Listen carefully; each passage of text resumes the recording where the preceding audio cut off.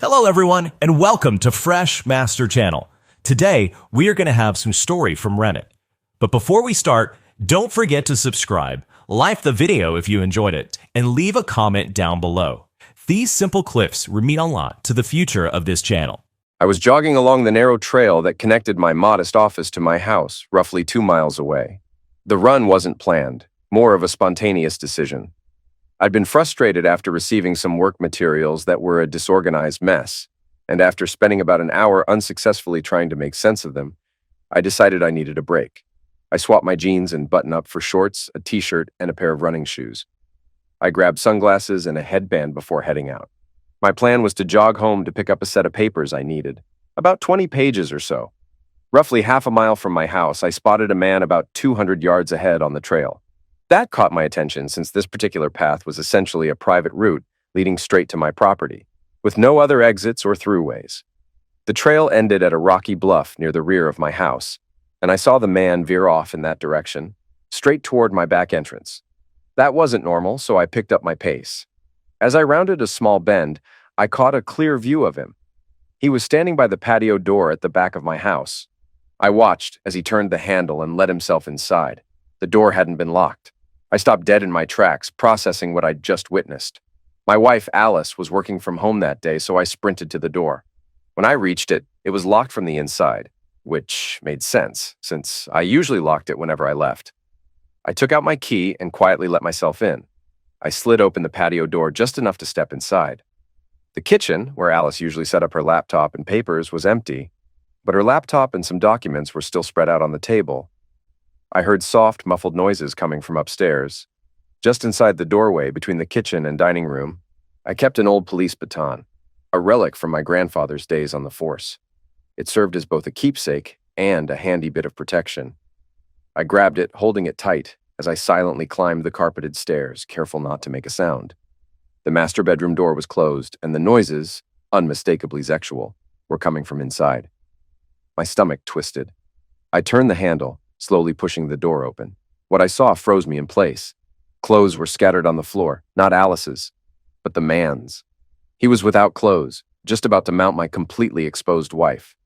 Without hesitation, I strode across the room and swung the baton, delivering a loud, stinging smack to his bare backside. He shrieked, clutching his rear in pain. Alice's eyes flew open, her arms and legs splayed out, her expression blank with shock. She mumbled something I couldn't make out. I instantly recognized the man, Simon Green, Alice's boss. He scrambled off her, standing beside the bed while keeping one hand on his reddened backside. "Wait, this isn't what it looks like. I was invited," he blurted out. I looked at Alice, but she didn't say a word. Simon squared his shoulders, trying to appear tough despite being without clothes. "You better put that down or I'll take it from you and kick the crap out of you." He was bigger than me, older too, probably around 40. While I was in my 30s. I'd heard whispers that he was into martial arts and figured that explained his cockiness. What he didn't know was that I played a lot of tennis. My backhand was pretty lethal. I smiled, which only seemed to set him off more. With a guttural roar, he lunged at me from across the room. I smoothly swung the baton in a clean, practiced backhand arc, aiming for his face. At the last second, he tried to duck, but all it did was shift the target. The baton struck him squarely across the forehead. He hit the ground like a dropped sack of cement and didn't so much as twitch. I glanced down at the man on the floor, then over at Alice. She was completely out of it, staring blankly, her mouth slightly open, a thin line of drool hanging from her lip. My gaze drifted around the room until it landed on a cell phone propped up on the dresser, its camera aimed directly at the bed. The fool had been filming everything. I snatched the phone, flipped to the dialer, and called emergency. The dispatcher's voice came through the line. "Emergency! What's your emergency?" "This is Tim Jenkins," I said quickly. "I'm at 12 Arbor Circle. There's a man in my bedroom. He came at me, so I defended myself. He's down, and I think he's badly hurt. My wife's here too, but something's wrong with her. She's conscious, but not really responding." "Emergency responders are en route," the dispatcher said. "Sir, if you're holding any weapons, please set them aside. Officers will approach cautiously. Do you understand?" "Understood," I replied. "I'll be waiting out front." As the distant sound of sirens grew louder, I made my way downstairs, keeping the phone in my hand with the line still open. I set the baton on the living room sofa and walked outside, standing calmly in the middle of the lawn with my arms relaxed at my sides. The first to arrive was a patrol car, followed closely by an ambulance. 2 officers stepped out, 1 man and 1 woman, neither with their weapons drawn. The female officer, who appeared to be in charge, approached me. "Are you Tim Jenkins?" she asked. "Yes," I replied. "Please show us where they are." I led the officers inside, up the stairs, and stopped at the master bedroom doorway, standing back as they took in the scene. The door was still ajar. Alice remained sprawled across the bed, her eyes fixed on the ceiling. Simon hadn't moved. The female officer knelt beside Simon, checked his pulse, and immediately radioed for the paramedics. Then she turned her attention to Alice. "Ma'am, can you hear me?" the officer asked. Alice didn't respond. The paramedics stepped in to begin treating Simon, while a second ambulance crew arrived shortly after to assess Alice.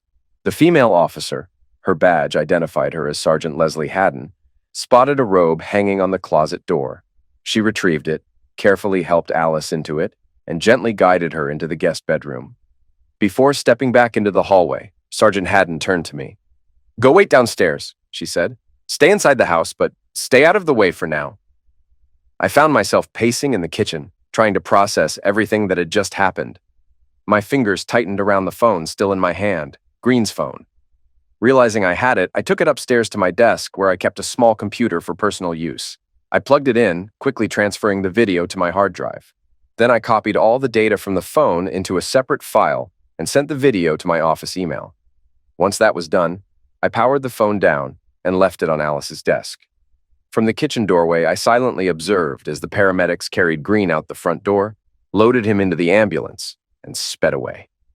Meanwhile, a policewoman I didn't recognize escorted Alice into the living room, keeping her at a distance from me.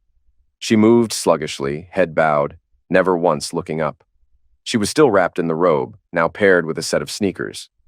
Sergeant Haddon entered the kitchen a few minutes later, accompanied by an older man in plain clothes, Detective John Dempster. She formally introduced him, but it wasn't necessary. He and I were already acquainted. Although my legal practice had shifted to civil cases in recent years, I had spent time as a criminal defense attorney, and Dempster and I had crossed paths on multiple cases. I had always found him to be straightforward and professional, and we had gotten along well. "Tim, I'm sorry you had to go through this," Dempster said. "Do you know the man you struck?" "Yeah," I replied. "Simon Green, my wife's boss." "Do you have any idea where he lives? We found his clothing, some sports gear, and a credit card, but there was no ID on him." "I don't really know him personally," I admitted. "Last I heard, he was married with kids in school, but that was at least a year ago." "Did you have any reason to suspect he and your wife were having an affair?" "No," I said flatly. "Not until today. Walk me through everything that happened." I recounted the entire sequence of events. The frustrating morning at work, my spur-of-the-moment decision to jog home for some paperwork, spotting the man near the back entrance, following him inside, and the confrontation that followed. I left nothing out. There was no reason to. Detective John Dempster listened carefully, then asked, "So, you didn't recognize Green before you went inside?" "No," I said. "I only realized who he was after he rolled off the bed." "You first kick him on the backside?" "Yeah," I confirmed. "I wasn't trying to seriously hurt him. I just wanted him off my wife, regardless of what she wanted." Dempster's brow furrowed slightly. "But then you struck him again. Why?" "He threatened me," I explained.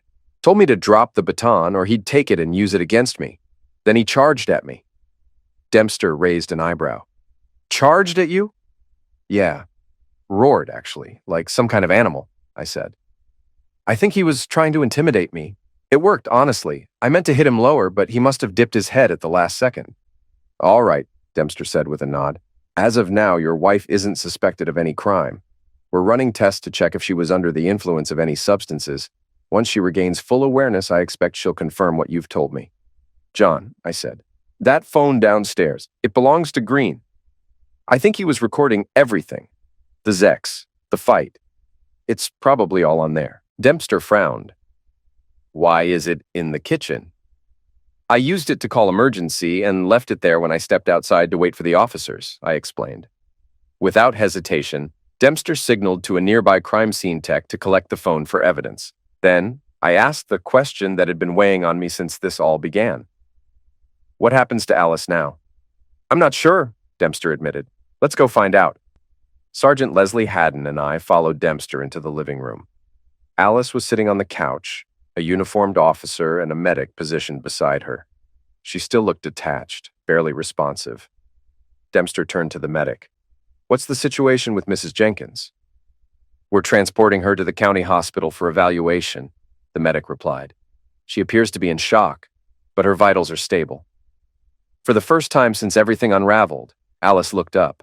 Her glassy eyes met mine, and a single tear traced a slow path down her cheek. "I'm so sorry, Timmy," she whispered. Then just as quickly her expression went blank again, her gaze drifting away. "Alice!" I called her name, stepping forward, but she didn't react. She was lost in whatever fog had overtaken her. Minutes later, the paramedics wheeled her out, loading her into the ambulance. I stayed behind only long enough to change into fresh clothes before heading to the hospital in my car. The officers remained at the house, assuring me they would either secure it or leave someone stationed there. As I drove, I called Alice's parents. They lived one state away, about 2 hours from us. I kept the explanation brief, but promised to update them once I knew more. Alice and I had been together since she was 21. We met in college, got married soon after, and by then I was finishing law school. She had landed a job almost immediately at Simon Green's insurance firm, which was one of the largest in the city. Over the years, she worked her way up, from clerk to assistant, eventually joining Green's department, which handled housing and auto policies. I had attended plenty of company events with her over the years and had never noticed anything suspicious between them. I had even met Green's wife and kids once. Alice had been with the company for over 6 years, and I had always believed our marriage was strong, at least until today. What I witnessed earlier left no doubt in my mind that whatever was happening had been consensual. Unless the toxicology report proved otherwise, this was likely the end of our marriage. But if she had been sedated, how? When? There hadn't been an opportunity, no signs, no evidence. The more I thought about it, the more convinced I became that she had been expecting him. She had likely already been undressed, and the back door had been left unlocked on purpose. Had this happened before?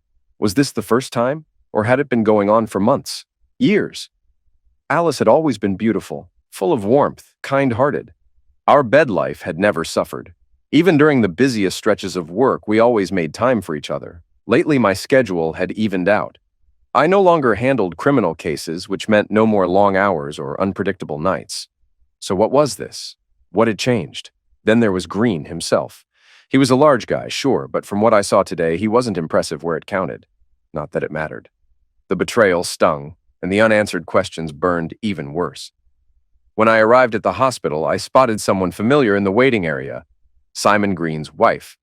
I had met her once before, but she didn't seem to recognize me now. She was sitting alone, anxiously twisting her hands in her lap. For now, I left her alone and went to check on Alice.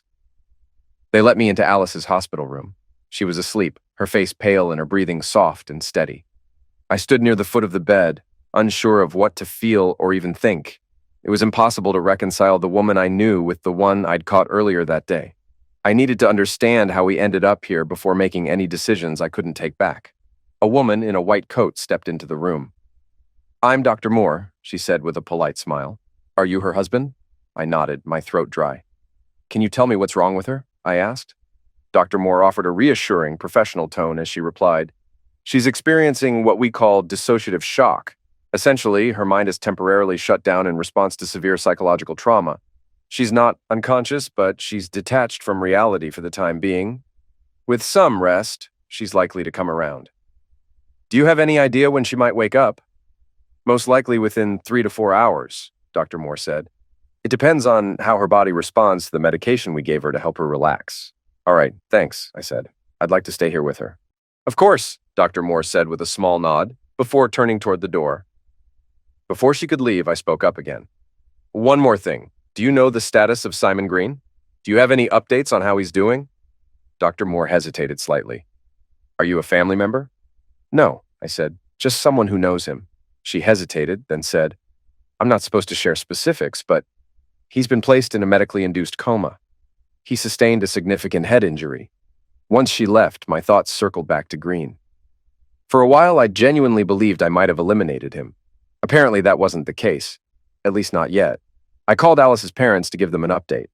They were ready to get in the car and drive down immediately, but I managed to convince them to wait. I was up front with them, telling them I'd walked in on Alice and her boss having an affair, and that I needed some time with her to figure things out. Her mom, Joni, went quiet for a moment before saying softly, "Tim, I've been concerned about Alice lately. She hasn't seemed herself for months. Anxious, distracted. Please, before you make any final decisions, let her explain." "I will," I promised. "I'm not sure it'll change anything, but I'll hear her out." After hanging up, I went looking for Simon Green's wife. I found her sitting alone in the ICU waiting room, her hands folded tightly in her lap. I approached slowly, not wanting to startle her. "Mrs. Green?" She looked up, her face drawn with exhaustion. "Yes? Can I help you?" "My name's Tim Jenkins. My wife works for your husband. I believe they were involved." Her expression barely flickered. "Involved?" she repeated, her voice flat. "Yes," I confirmed. "I came home this morning and found them without clothes together in our bedroom." "Ah," she said with a tired shake of her head. "So you're the one who kicked him." "I am," I admitted. "And no, I'm not sorry." She didn't look surprised. "Simon's been acting strange for a while now," she said quietly. "He gave up coaching the kids' soccer team. Said work was overwhelming. Guess I know what was really keeping him busy." "I can't say how long it's been going on," I replied. "But judging by how quickly things escalated, I'd bet this wasn't their first time." "Probably not," she murmured, more to herself than to me. "Have the doctors told you anything about his prognosis?" I asked. "Not much," she admitted. "There's been talk of surgery, but they're waiting to see how stable he is first." "I see," I said. "Are you heading home to your kids?" "They're with my parents right now," she said. "All they know is that Simon's in the hospital. I haven't told them anything else." Needing some air, I stepped outside for a bit, hoping to clear my head. My mind kept circling back to Alice, the woman I'd built a life with. I couldn't make any lasting decisions until I heard from her directly. I stood outside for close to an hour before heading back inside. When I returned to Alice's room, she was still behind a thin privacy curtain in the emergency department. I stepped in quietly and took a seat beside her bed. Before long, my exhaustion caught up with me, and I dozed off. A strange sound, somewhere between a moan and a soft whimper, startled me awake. Alice's eyes were open, but the moment she saw me, they squeezed shut again, and she began softly crying. Unsure of how to handle the situation, I went to find someone who could help. I spotted Dr. Moore at the nurse's station and waved her over. "She's waking up," I said quietly, "but I'm not sure I should be here." She saw me and shut down again. "Let me check on her," Dr. Moore said, disappearing behind the curtain. Though I couldn't see them, I could hear their conversation. "Alice, how are you feeling?" Dr. Moore asked gently. Alice's voice was faint and cracked. Oh God, I'm so sorry. Alice, you need to fully wake up and face this, whatever it is. You can't keep retreating into yourself." "Okay," Alice whispered. "Where's Tim? He was here, wasn't he?" "He thought you might need space, so he stepped out. He's close by, though." Alice sighed. "I don't know how long I can face this. I really screwed up." After a pause, she added, "What about Simon? Is he okay?" "Your husband kicked him pretty hard," Dr. Moore answered. "He's stable, but they're monitoring him closely. Surgery's a possibility." Alice groaned softly. "I told him not to push his luck. It was stupid. He lost." "It's not a game," Dr. Moore said gently. "I know," Alice replied. "I lost, too." "Maybe it's time you talk to Tim," Dr. Moore suggested. "Would you like me to bring him in?" "Maybe later," Alice said. "Once I'm home." I stepped in, brushing the curtain aside. "I'll take you home when you're ready.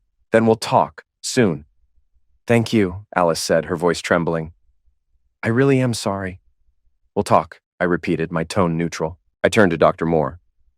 "How soon can she be discharged?" "She's ready now," Dr. Moore replied.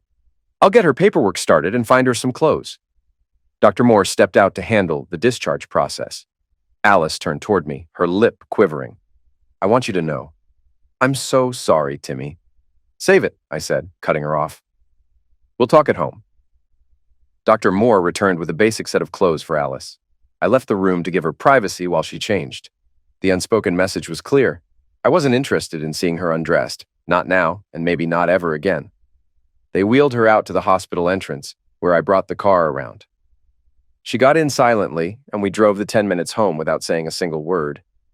Tears rolled down her face, but she didn't speak, and I didn't offer any comfort. I unlocked the front door, and we stepped inside what had once been our peaceful, happy home. The police had cleared out, and the downstairs was surprisingly neat. Alice sank into the old rocking chair in the living room, eyes blank as she stared at nothing. "I'm going upstairs to check on things," I told her. "I'll be down in a minute." Upstairs, the bedroom was a wreck. One section of the carpet had been cut out, probably the spot where Green's head had hit the floor. I'd have to figure out why later. The bed was stripped bare, dresser drawers left halfway open. Cleaning up would have to wait. There were more pressing matters. The rest of the rooms were untouched, except for the bathroom, where a thin layer of fingerprint powder had been dusted across the sink and mirror. The sight only deepened the knot in my stomach, making me even more reluctant to go back down and face Alice. I took a moment to call her parents to let them know she was back home. They sounded relieved, though they immediately asked if they should come over. I couldn't give them a clear answer. After a pause, I told them I'd call again later, then reluctantly headed back downstairs. "Do you want anything? Water? Coffee?" I asked. Alice raised her head slightly, her eyes empty and distant. "No, nothing." I sat down across from her on the couch, putting about 6 feet of space between us. We sat like that for a while, the silence thick, stretching between us. "Can you tell me why, Alice? I thought we were good. I thought we were happy." Her throat bobbed as she swallowed. "It's complicated, Tim," she began softly. "I've worked for Simon for years and I always liked him, but only as a colleague, never anything more. But about a month ago, things shifted. He started paying me extra attention, little comments about how nice I looked, brushing my arm when he walked past. At first, I didn't think much of it. After all that time, that didn't set off any alarms for you?" She lowered her gaze. "Maybe it should have," she admitted, "but I liked it. It felt good to be noticed, and he's attractive. I didn't expect to feel anything, but I did. It took me a while to even admit that to myself." "So you knew exactly what was happening, and you let it keep going?" Alice covered her face with her hands, then let them fall to her lap, looking me straight in the eye. "Yes." In that moment, something in me clicked. Something final. This wasn't a misunderstanding, some manipulated scenario, or the result of being sedated. She had walked into this with her eyes wide open. "We went out to dinner one night," she went on. "I asked him why he was acting this way after so many years of professionalism. He said he'd been drawn to me from the start, but had buried it. He called it pushing down his desire." "And what was wrong with me, Alice?" My voice was calm, but my hands were clenched. "What made you open that door for him?" "It wasn't you," she said quickly. "He just made me feel wanted in a way I hadn't felt in a long time. He said he wanted me more than you ever had. To him, I was something new, someone exciting. And you didn't think to talk to me about any of this? Not once? What was I supposed to say? That I was tempted to cheat on you because it felt thrilling?" Her voice cracked. "I didn't plan for any of this, Tim. How many times have you slept with him?" Her face turned red, her fingers twisting in her lap. "None. Today was supposed to be the first time. And the only time." Her voice dropped to a whisper. "Then you came home. When I saw you in the doorway, the way you looked at me, you didn't even look angry. Just disgusted." I shook my head slowly. "I saw both of you without clothes, and he was about a breath away from being inside you. You seriously expect me to believe that was the first time?" "It's the truth," she insisted. 2 days ago we kissed. Just once. There was a little touching, but I stopped him. I told him today would be the only time when you were supposed to be at work, that's all. "This is impossible, Alice. If you saw what I saw, you wouldn't believe you either."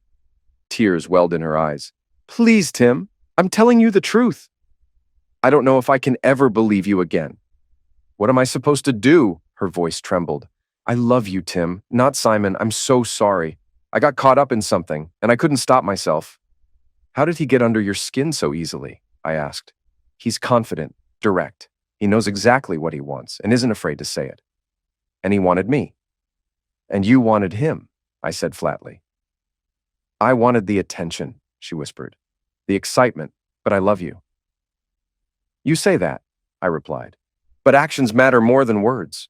Her shoulders shook as sobs overtook her, her hands covering her face again. I stood, my voice low and cold. "I need some space." Without waiting for her response, I went upstairs to my office, closing the door behind me. I powered on my computer and pulled up the files I had extracted from Simon Green's phone. The call log from the past 2 months was eye-opening. Simon had been calling Alice frequently, always after work hours, never during the day when they could have discussed actual work matters. The text messages were mostly innocuous on the surface, but the pattern was clear. They'd been going out to lunch together twice a week for weeks. Considering Alice only went into the office 2 days a week, that meant every single time she was in the office, they had lunch together. I steeled myself and opened the video Simon had recorded. It began as he followed Alice upstairs, her robe barely covering her body. She led him into the bedroom, then gently pushed him down onto the floor. The camera jostled as he set it on the dresser, angling it toward the bed. "You're beautiful, Alice, even better than I imagined," Simon's voice said, full of hunger. "Thanks, Si," Alice said softly, sitting on the bed and smiling. He stripped off his clothes eagerly, already visibly aroused. "I can't wait any longer."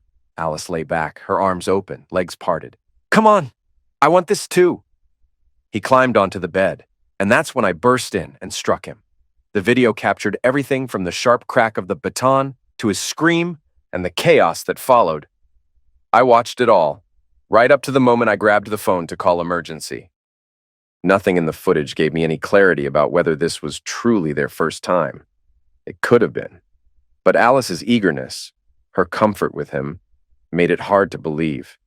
It felt rehearsed, like they had already crossed every line but the final one. I went back downstairs and told Alice I had to go back to my office to wrap up some work.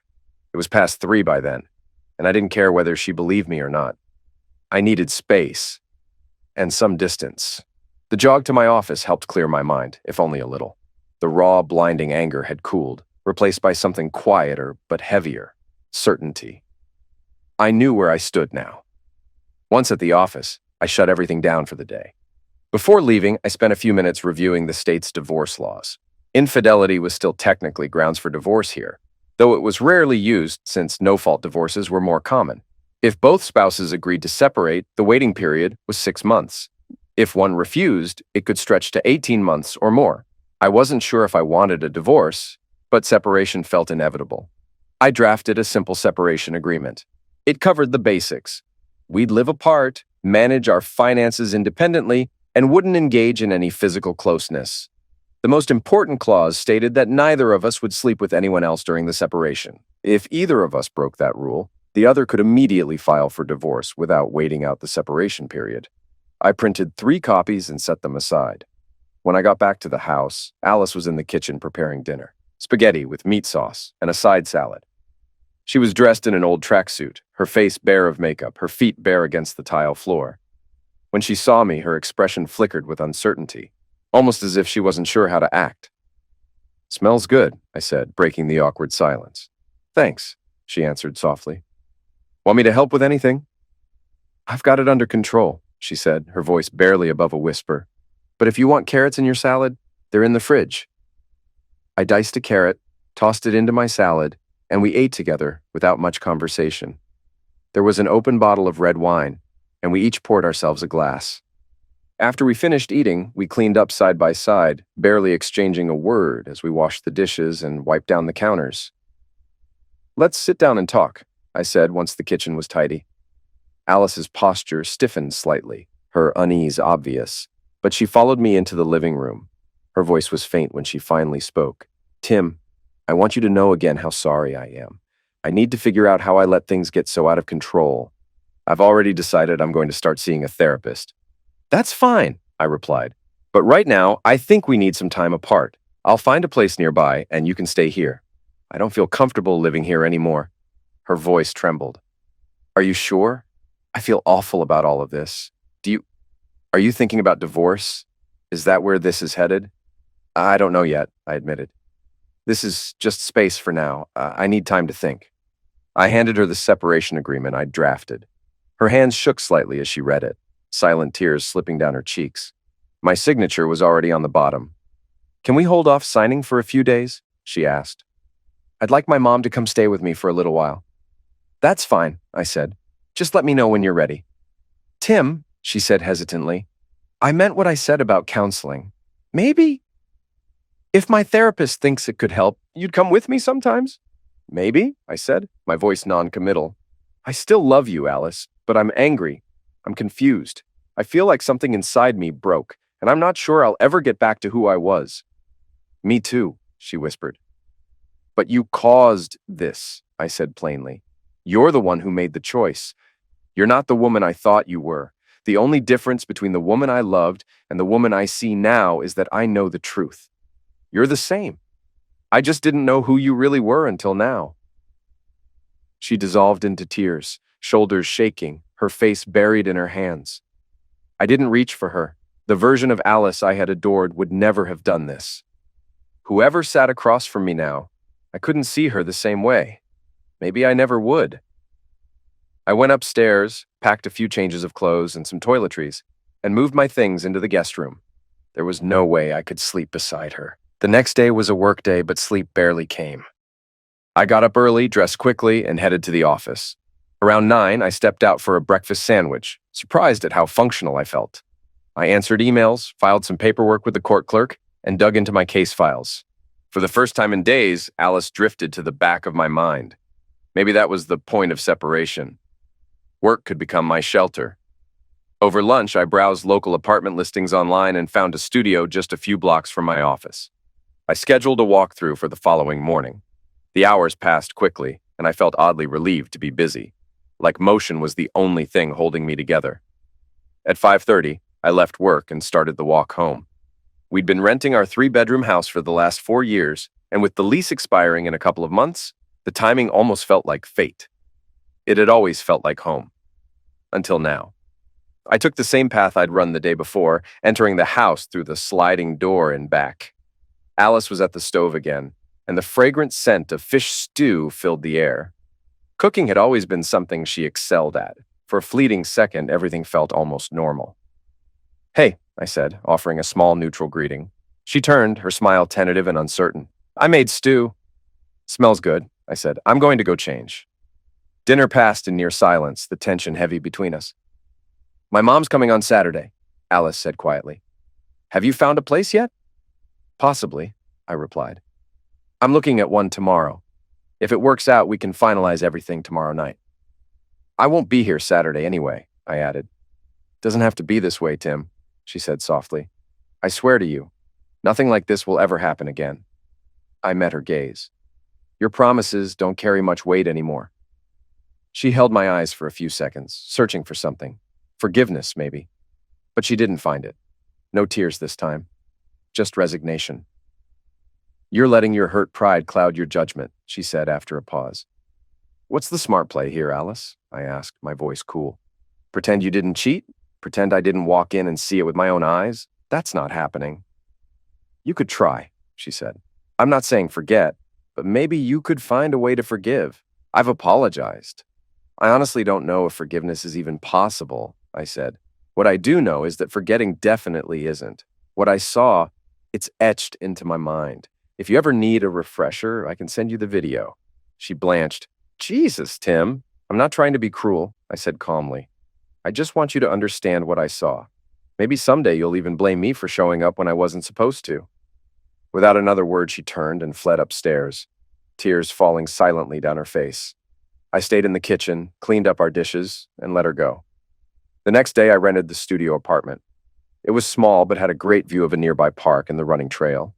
It sat perfectly between my office and the house, a location that felt fitting since I was somewhere between two lives. The place was completely unfurnished, so I ordered a bed, a couch, and a couple of chairs. The price tag stung, but I didn't have much choice. As I stood in the empty space, I wondered how much of Alice's future was still tied to Simon Green's fate. If she kept her job, she might be okay financially. If Green's situation cost her her position, I might end up supporting her, a thought I pushed to the back of my mind, at least for now. That afternoon after lunch, I sat alone, letting it sink in. There was almost no chance I'd go back to Alice. It wasn't just anger or hurt anymore. I didn't see her the same way. I had an old friend, Michelle Davis, Shelley to me, who worked at Alice's company. We'd met in college, dated briefly, then drifted apart when I met Alice and she found someone else. We stayed in touch over the years as friends. I used to think Shelley was a bit flaky, but she surprised me. law school, marriage, and a young son. I gave Shelley a call. "Tim, I heard about Green," she said as soon as she picked up. "Self-defense," I replied. "Let's do lunch." 2 hours later, we met at one of our usual spots. After a quick hug and placing our orders, Shelley leaned in, her expression serious. "Okay," she said. "I want the whole story." I laid it all out. The affair, the fight, everything. Shelley was one of the few people I trusted enough to be completely honest with. When I finished, she shook her head. "I've heard things about Green, that his marriage is falling apart and that he's been creeping out half the office. And Alice, she spent a lot of time with him." "Did you ever see anything?" I asked.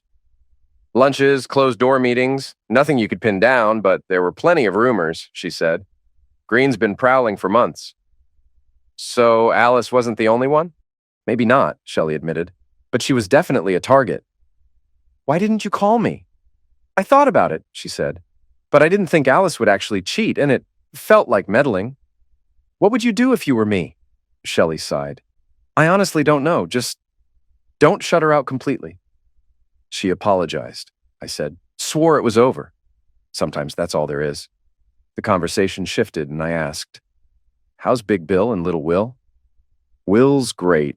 Total tornado, but starting preschool soon," Shelley said with a smile. "And Bill?" She hesitated for a moment before saying, "You don't need my problems." "Shelley, I could use the distraction," I said. She sighed again. "Bill's been distant, traveling a lot. Even when he's home, he's off. Hearing about Alice makes me wonder." "Talk to him," I said gently. "Don't let it build up." "Thanks, Tim," she said. "And for what it's worth, I always hoped you and Alice would make it. I wasn't her biggest fan, but I thought you balanced each other." We hugged goodbye, and I hoped whatever was going on with her would work out. Later, I heard Alice was back at work, on probation, but still employed. It was a relief, but it didn't change the facts. Our marriage was built on trust, and with no kids to tie us together, her betrayal felt final. I hadn't spoken to Alice since I left. A week passed. She left voicemails asking to talk, but I ignored them. One text came through letting me know she still had her job. That Saturday, I walked past the house and knocked on the patio door. Tess, Alice's mom, answered. "Hi, Tess," I said. "Is Alice around?" "She went out, but she'll be back soon," Tess replied. "She's confused, Tim." "Where'd she go?" Tess shifted uncomfortably. "Out with a friend." "Tess," I said gently, "you're hiding something. Who was it? Did she stay here last night?" Tess sighed. "She was a mess," she admitted. "A coworker came by, and they went out for food." "Last night?" I asked. Tess fidgeted, standing just enough in the doorway to block the hall. I stepped past her and reached the front door, just as a car pulled into the driveway. A shiny new Mustang. A blonde guy got out and opened the passenger door. Alice stepped out, dressed like she'd just come from a date. Or maybe the date started last night. I walked up calmly. "Hi, Alice. Thought I'd stop by." She froze, pale. The guy looked just as uncomfortable. "This is James," Alice mumbled. "From work." "James from work," I repeated. "Have a nice night." James immediately backed off. "Look, I don't want any trouble." "Too late for that," I said. Alice begged him to leave. He took off without argument. I turned to Alice. "Couldn't even make it a week, could you? We agreed. No Zex." "I'm sorry, Tim," she said quietly. "I was weak. I thought we were over, but I still love you."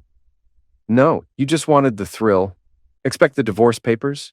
Her face crumpled, but I didn't care. "We don't need to talk anymore. Hire a lawyer." I left, taking the path behind the house. In some ways, her choices made mine easier. Still, I couldn't stop wondering how it all unraveled. After all those years, I'd never seen this side of her. Desperate for attention, cheating without hesitation. It didn't fit. A week later, I stopped by the house when I knew Alice would be at work. Tess opened the door and let me in. "Why are you here, Tim?" she asked. "I want to understand how this happened," I said. "I thought maybe you might know something." Tess let out a weary sigh.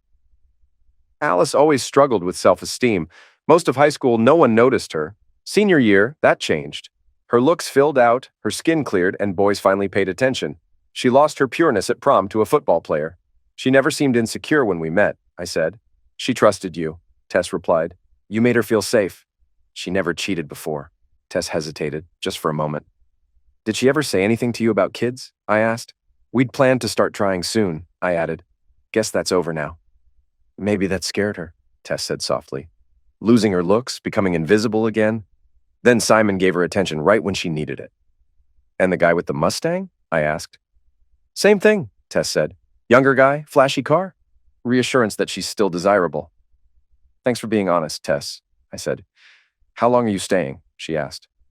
Not much longer. Well, she said, take care. The divorce went through without complications. Alice moved into an apartment across town, closer to work. We had no contact afterward except for the day we signed the final papers. As we left the courthouse, she approached me. Lunch, Tim, my treat. I need to say something. I agreed. At Red Lobster, I ordered an appetizer. She got soup. As soon as the server left, she looked at me. I really screwed up, she admitted. I've been seeing a therapist. She thinks I might have a fear of having kids. Honestly, I don't know. Maybe I'm just wired wrong. Then, bluntly, she added, I really wanted Simon to screw me. I'm sorry. I shook my head. I'll never get that. He wasn't even a catch. What happened to him? He's alive, I said. He went back to work part-time, walks with a cane, barely uses his right hand. His wife left him. Good for her. Then after a pause, she said, I still think what you did to him was cruel. You two ruined my life, I said. But not as much as you ruined yours, she sighed.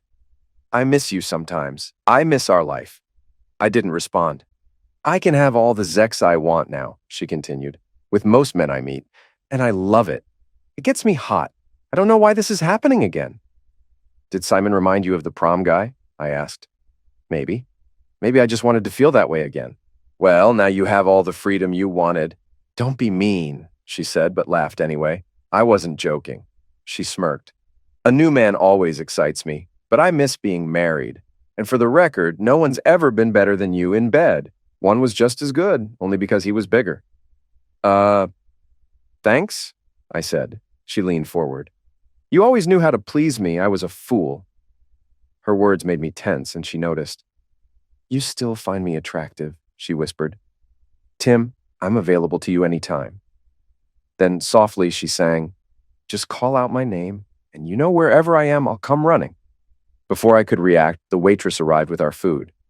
Alice stood up, pulled $30 from her purse, and dropped it on the table. We need to go, she said suddenly. Confused, I followed her gaze. Both she and the waitress were staring at my lap. Alice blushed, and the waitress, Gwen, turned bright red before flashing a playful grin. I see you two need to leave now, she teased.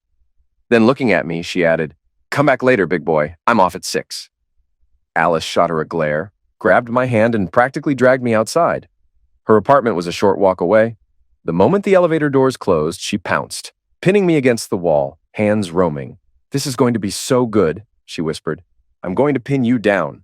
Fine, I said, already breathless. The elevator doors opened to reveal 2 women waiting to get in. As we stepped out, one greeted Alice with a knowing, hi.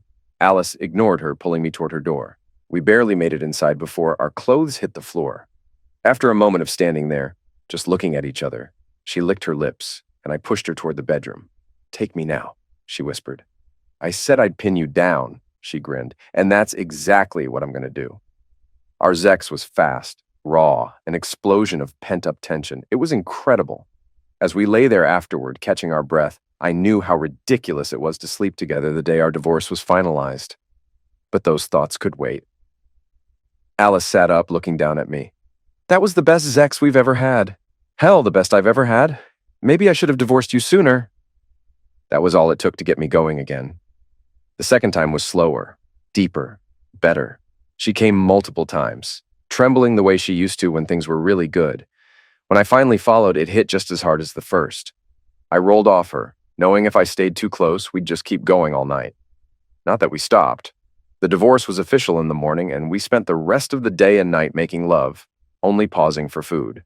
I joked about returning to Red Lobster. Alice vetoed that idea. Instead, we raided the fridge for soup and cake, eating undressed at her small table. After the last bite, she leaned back. So, should we talk, or should we have more Zex? I didn't hesitate. Taking her hand, I grinned. Damn right, more Zex. And that's exactly what we did. Again and again. It became a competition. Who could make the other lose control first? No winners, just satisfaction. The next morning, we had Zex again before she made breakfast. As we sat at the table eating, I knew it was time to talk. Alice, I said, I hope we keep this up. Divorce Zex is better than honeymoon Zex. She laughed. Timmy, I realized something. Her tone softened. I never should have gotten married. I thought I could promise to be only yours, but I couldn't. I tried. I really did. But it's not who I am. That doesn't mean I want you out of my life. I meant what I sang. There's going to come a time when I want to settle down and have kids, I said. Maybe that's what pushed you away. Maybe, she admitted. But I love Zex with you. No one's ever been better. She smiled faintly. Maybe we should just keep doing this until one of us finds a reason to stop. I exhaled. Fine, let's focus on right now. The weekend passed in bed. Saturday afternoon, someone knocked on the door. Alice threw on a robe and answered it. It was one of the women from the elevator, older but still attractive. Hi, Maisie, Alice said. Maisie glanced inside. I was wearing only gym shorts, clearly ready for another round. Just checking in, Maisie said. Haven't seen you in a while. Alice smirked. I'm doing very well. Maisie's gaze flickered between us. I see. Well, you just keep having a good time. You're a lucky girl, Alice. Alice grinned. I know. As soon as the door closed, she giggled. You gave her a real look at the product. Maybe you should have invited her for coffee, I teased. She'd probably want it with cream. Can't do that. Too much cholesterol. Alice burst into laughter, then pulled my shorts off again. On Monday, we both went back to work. Nothing was officially settled between us, but it didn't need to be.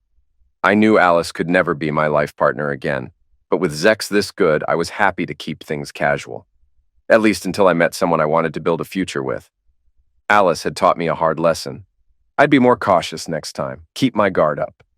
Not that Alice cared. She was juggling me and at least 3 other guys. We were divorced, so it didn't bother me. If anything, her promiscuity just made her even more exciting. I stayed on top of my STD tests. So far, all clear. One afternoon, as I was leaving Alice's apartment after a quickie, I ran into Maisie again. I was still a little dazed, and she gave me a slow, approving once-over. Hey there, she said with a smile. Remember me? Hard to forget, I replied. She smirked. You sure know how to pitch a tent. Appreciate that, I said with a grin. Alice mentioned you were divorced. 1.5 years now, Maisie said. Single life at my age isn't all that thrilling. You look amazing and you know it, I said. Flatterer, she teased. You inviting me in? Let's make that happen, I said. Tim, right? She asked, her smile widening. Guilty, I said. Her place was right across from Alice's. As we reached her door, Alice stepped out, took one look at us, and laughed. Well, look at you, Alice said. My ex is quite the stud. Have fun, Maisie. You're in for a treat. Maisie raised a brow, but didn't ask questions. She led me inside, and her tasteful bedroom didn't stay neat for long. Maisie was in her early 40s, with a son in college and a daughter downtown. She was great in bed, and I had no complaints. I left the next morning, promising to stay in touch, a promise I had no trouble keeping. In fact, I started wondering who else lived on Alice's floor, though I never explored that curiosity. A few weeks later, as I walked past the courthouse, I spotted a familiar face. A woman paused, studying me with a puzzled expression. Do we know each other? She asked. I recognized her instantly. Gwen, you were our waitress at Red Lobster, the day Alice and I bolted. Her cheeks flushed. Oh, now I remember. Strange I forgot, though I wasn't exactly focused on your face that day. Understandable, I said with a grin. Still working at the restaurant? Part-time, she said. I also do some modeling. I wasn't surprised. She was stunning. Slim, blonde, bright blue eyes, a perfect smile. I remember you invited me back at 6 that night, I said. Unfortunately, Alice and I were otherwise occupied. Are you two still a thing? She asked. Not really, I admitted. That day was actually the day our divorce was finalized. Guess it, sparked something. That's wild, she laughed. So, does that spark still work? We hook up here and there, but it's not serious, I said. She smiled coyly. Maybe you should ask me out sometime. How about tonight? I offered. Dinner at my place. I'll cook. I'm in, she said with a playful smile. She showed up at 6:30, looking stunning in a short dress and sandals. I made fried chicken and rice, and we talked over dinner. She was 25, working part-time at the restaurant and modeling for clothing catalogs. She'd split from her long-term boyfriend about 10 months earlier. At 34, I had a solid job at a law firm, a nice apartment, and a good car. I had my casual thing with Alice, occasional fun with Maisie, and a courthouse hookup here and there. But with Gwen, I felt something different, something worth pursuing. That first night, I drove her home and got a sweet, lingering kiss at her door. No invitation inside, but I was okay with that. Over the next few weeks, I realized I was falling for her, and I was pretty sure she felt the same. On our third date, we finally made it to bed. It was soft, tender, and better than I expected. A few weeks later, after a particularly wild night, I felt it was time to come clean. Gwen, I've told you about my past. I need to be honest. I'm falling for you. I've stopped seeing anyone else, she smiled. Good. Since I met you, you've been the only man in my life. I love you too, Tim. But I need to know, can you trust me, or will you always doubt me? I'd be lying if I said it wouldn't cross my mind, I admitted. But if you promise me, I'll work on it. Deal, she said.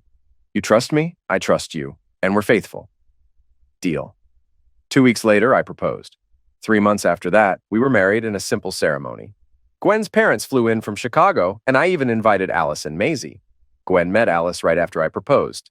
They were polite to each other, though I could tell Alice felt a little sad.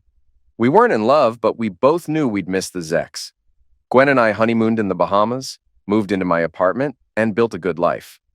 Within 3 years, we had 2 kids, Thomas and Eileen. I made partner, and we bought a house in the suburbs. Alice stayed in my life, but in a different way. She married a coworker, Larry Gibson, about a year after I married Gwen. They had 2 sons, and our kids even ended up at the same preschool. Over time, Gwen and Alice grew surprisingly close. Larry, though, never fully trusted me. And honestly, he had good reason. The spark between Alice and me never really died. Gwen trusted both of us, but Larry never could.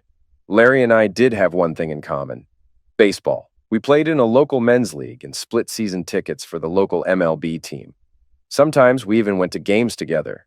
After one game, while we were stuck in traffic, I decided to clear the air. Larry, I said, I want to be upfront with you. I'm never going to sleep with Alice again. That's blunt, he replied. We could actually be friends if you believe that, I said. Tim, it's obvious you two still have something, Larry said. I won't deny there's history, I admitted. But history doesn't mean anything now. We're both married. It's over. She says the same thing, Larry said, though his voice held a note of uncertainty.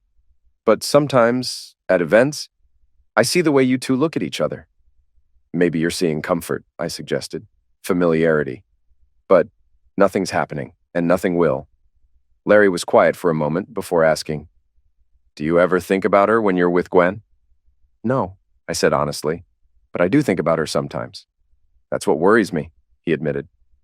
We had great sex, married and after, I said. But after the divorce, it was just sex, no love. Alice was good, but so were others. What makes sex great now is love. I have that with Gwen, and you have it with Alice. Larry exhaled slowly. Never thought about it like that. Thanks for hearing me out, I said.